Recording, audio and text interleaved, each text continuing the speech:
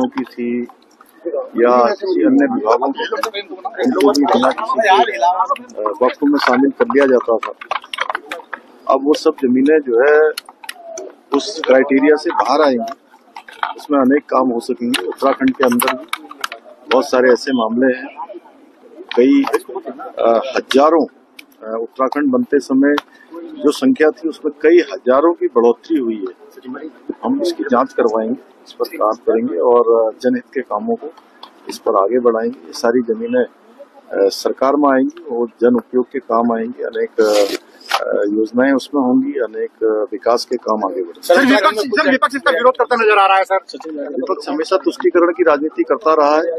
प्रधानमंत्री आदरणीय मोदी जी के नेतृत्व में नवाचार देश के अंदर हो रहे हैं, नए कानून लाए जा रहे हैं और जो देश की तरक्की में जिनसे योगदान हो सकता है, देश की तरक्की, गति, उन्नति, प्रगति बढ़ सकती है, वो सारे काम, वो सारे ऐतिहासिक निर्णय लिए जा रहे हैं। ये भी बहुत ऐतिहासिक निर्णय जो है, मैं आदरणीय प्रधानमंत्री जी को और पूरी केंद्र की सरकार को बहुत बधाई देना चाहता हूँ। उत्तराखंड में कुछ विपक्ष ने कहा कि तानाशाही रवैये की तरीके से ये बिल पास किया गया है।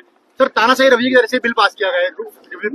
इसमें तानाशाही उस समय में होती थी जिस समय में देश के अंदर तुष्टीकरण चलता था, जिस समय इमरजेंसी लगती थी, देश के अंदर कई ऐसे काम होते थे जिस पर चर्चा भी नहीं होती थी। आज चर्चा हो रही है, विधिवत संसद पास कर रही है। सर उत्तराखंड में कुछ विस्तारों के नाम बदले गए, क्या अभी भविष्य में और नाम बदले जाने की संभावना है? बहुत सारे प्रस्ताव आए हैं और हमने जो भी नाम बदले हैं यहाँ की जन भावनाओं के अनुरूप, हमारे जो महापुरुष हैं उनकी जो उस क्षेत्र से जो उनका एक तरह से सांस्कृतिक रूप से परिवेश मिलता है उसके अनुरूप और जो विरासत भी है और विकास भी है उसके अनुरूप ही हमने नाम बदलने का निर्णय लिया। जो लोगों की भावनाएं हैं उसके अनुरूप हमने काम किया। आगे भी निकट भविष्य में भी सभी अच्छे कामों के लिए संभावनाएं हमेशा बनी रहती है।